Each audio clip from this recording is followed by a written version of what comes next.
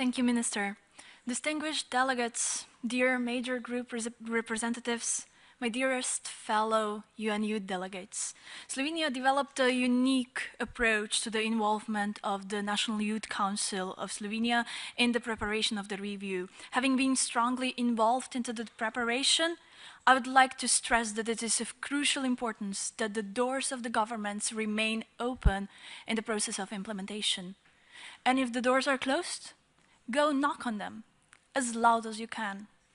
As you pointed out correctly, Ms. Catherine Hedis, there are numerous challenges that lead to a delayed transition to adulthood of young individuals and full autonomy of them. As a result, something rather worrisome is happening. We don't trust the existing institutions anymore. We lost faith in the media. We are destroying the only planet that we have. We are questioning transparency, human rights, sometimes even democracy.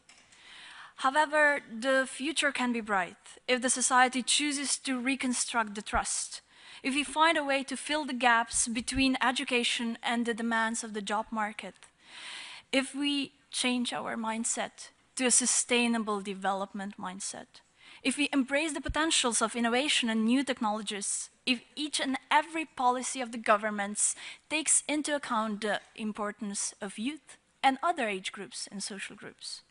How to reflect these potential scenarios in the future reports, you asked.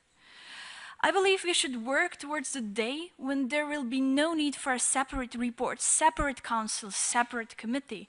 I believe that we should work for the institutions of whom the work will reflect fully the diversity of the society we live in. When the governments will not only involve the stakeholders, but work with them continuously. Because that will be the day when we will be able to say, we made it, ladies and gentlemen.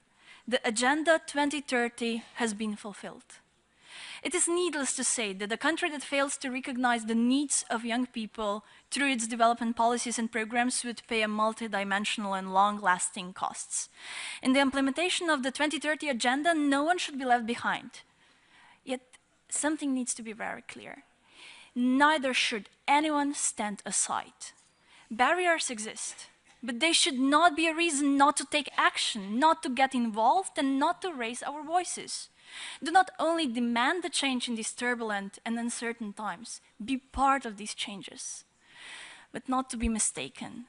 Distinguished delegates and state representatives sitting in this very room, it is your responsibility to make it happen and to enable and allow us, young people, to do so. Thank you.